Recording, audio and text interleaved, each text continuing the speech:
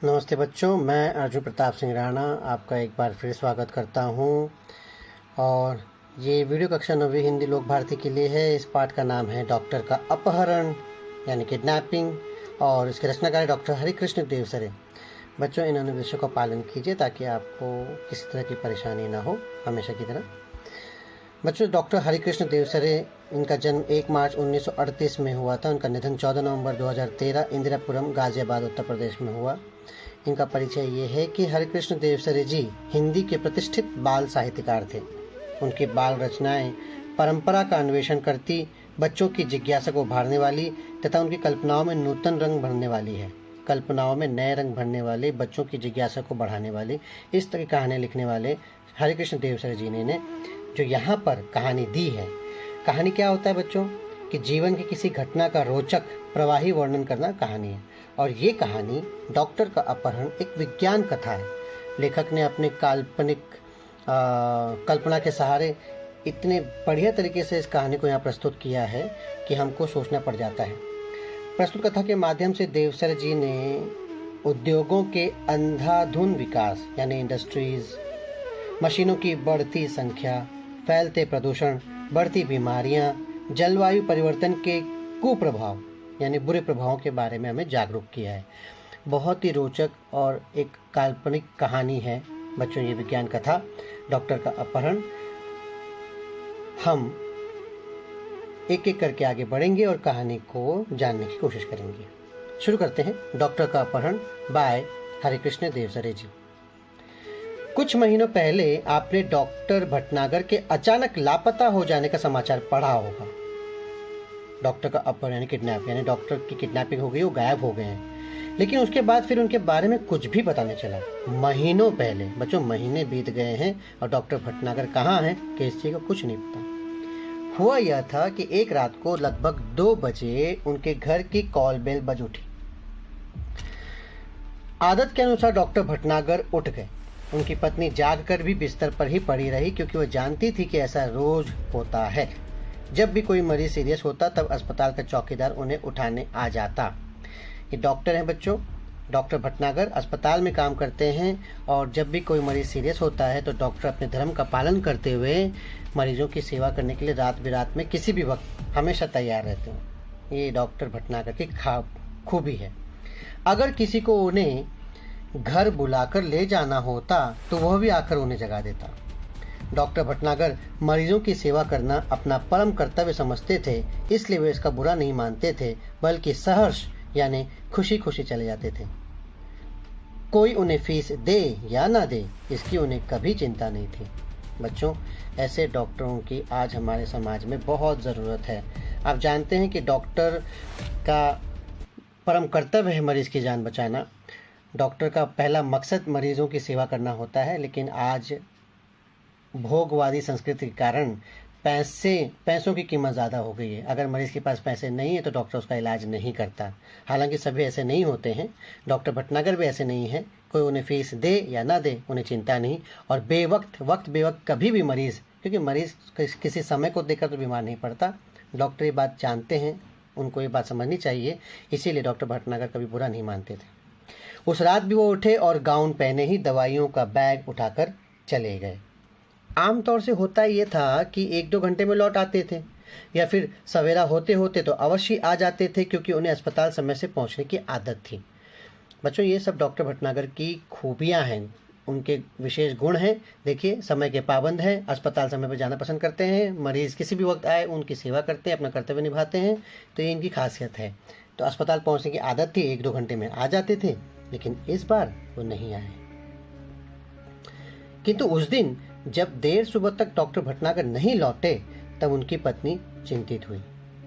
सोचिए उनकी पत्नी को कैसा महसूस हो रहा होगा बच्चों कि डॉक्टर जो घर से निकले हैं अभी तक नहीं आए हैं। पहली बार ऐसा हुआ है कि इतनी देर हो गई। पहले सोचा कि शायद मरीज की हालत गंभीर होगी, इसलिए देर लग गई होगी।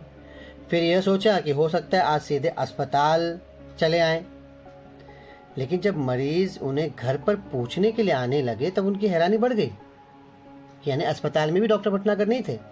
उन्होंने मित्रों तथा कुछ अन्य संबंधियों को फोन किया और डॉक्टर साहब के बारे में पूछताछ की। तो पहला काम हम ये करते बच्चों जब कोई नहीं मिलता है, कहीं चला गया होता है, तो हम सबसे पहले रिश्तेदारों में, उनके दोस्तों में फ़ोन करके पूछते हैं। ये कॉमन रूटीन है। पहले हम पता करते हैं कहीं किसी घर चले तो नहीं गए हैं। कभी कभी जल्दबाजी में बिना बताए लोग चले जाते हैं, तो इससे घर वाले परेशान होते हैं। यहाँ पर भी डॉक्टर साहब की पत्नी परेशान हो रही है। उन्होंने पूछताछ की, किंतु कोई जानकारी न मिली। डॉक्टर भटनागर नहीं आए। कुछ देर के लिए वो यही मान बैठी कि शायद वो किसी दूर के गांव में गए हों और किसी कारण से जल्दी वापस न आ पाए हों। तो ऐसा भी हो सकता है। हम सब अंदाज़ा लगाते रहते हैं बच्चों कि कौन कहाँ गया होगा, कुछ हुआ होगा, कुछ ऐसा कुछ वैसा, मन में सब चीज़ें चलती रहती हैं। शाम तक भी जब डॉक्टर भटनागर नहीं लौटे, तब उन्होंने पुलिस स्टेशन को फ़ोन किया। बच्चों, किसी भी गुमशुदा व्यक्ति की हम मदद लेने के लिए, मदद पाने के लिए क्या करते हैं? सबसे पहले पुलिस के पास जाते हैं। पुलिस के पास ही जाना चाहिए।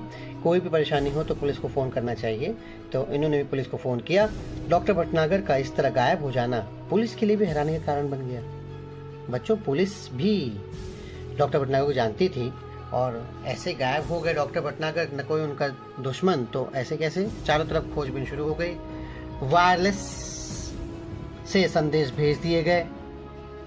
डॉक्टर साहब के गायब होने का समाचार बिजली की तरह शहर भर में फैल गया। काफी प्रसिद्ध थे डॉक्टर भटनागर, तो सब जगह फैल गया कि डॉक्टर भटनागर गायब हैं, गुमशुदा हो गए हैं, अपहरण हो गया है। उनकी पत्नी खोज के लिए केवल इतना ही सूत्र दे सकी, सूत्र यानी गवाही, सबूत, फॉर्मूला जो भी है, कि डॉक्टर साहब अपनी कार में नहीं गए, उन्हें लेने कोई गाड़ी आई थी। तो ये माना जा सकता है बच्चों की गाड़ी आई थी, कार में नहीं गए थे, जिसके बड़े पहियों के निशान उन्होंने सवेरे घर के बाहर सड़क और फुटपाथ पर देखे थे। तो ये निशानदेही की गई थी सड़क पर और फुटपाथ पर। आप सोचिए बच्चों, सड़क पर और फुटपाथ पर गाड़ियों के पहियों के निशान। ये थोड़ी हैरानी वाली बात है कि फुटपाथ पर कैसे। फिर भी जाहिर था कि डॉक्टर साहब किसी ट्रक या बस में गए हैं। ओहो, तो यानी कोई मामूली पेशेंट नहीं है जो जिसके लिए भी गए हों। मोहल्ले वालों से पूछताछ करने पर भी कोई जानकारी नहीं मिली। फिर भी पुलिस ने वायरलेस से सूचना जारी कर दी कि कहीं किसी एक्सीडेंट के बारे में जानकारी मिले तो सूचना तुरंत दी जाए। तो पुलिस भी ये काम करती है बच्चों, तुरंत मुस्तैदी से काम करना शुरू कर दिया। डॉक्टर भटनागर कोई आम इंसान तो है नहीं, तो तुरंत सब जगह खबर फैला दी गई है और वायरलेस पे सूचना जारी कर दी गई है कि कहीं एक्सीडेंट अगर कुछ हो गया है तो बता दिया जाए, ट्रक में हो गए हैं। इसके बाद आगे बढ़ते हैं।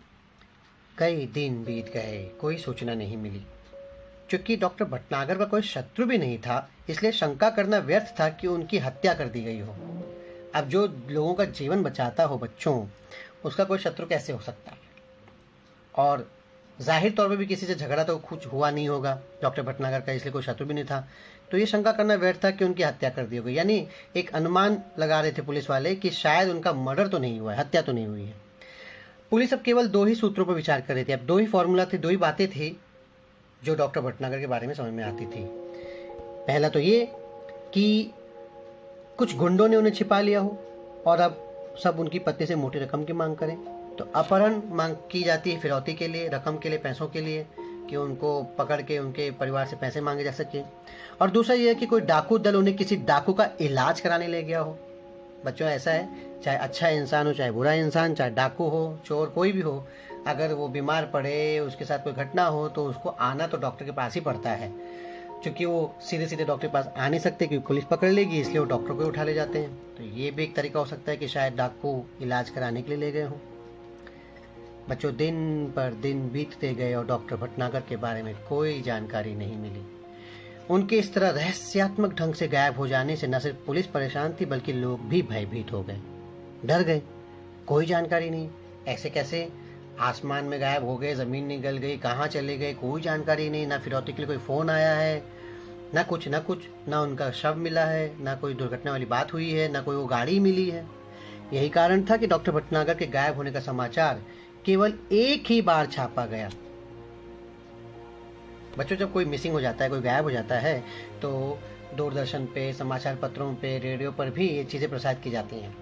लेकिन चूंकि भय का वातावरण ना बने, बाद में भय का वातावरण बन जाने के डर से उसे दबा दिया गया। लोग डरे नहीं, घबराए नहीं, लोगों के मन में शंका ना आ जाए कि सरकार और पुलिस भी नहीं ढूंढ पा रही, कहाँ चली गई। इसलिए सिर्फ एक ही बार उनकी मिसिंग की शिकायत छापी गई, दोबारा नहीं। इंतजार करते गए कि शायद वो लौटे किसी दिन। धीरे धीरे महीने बीत गए।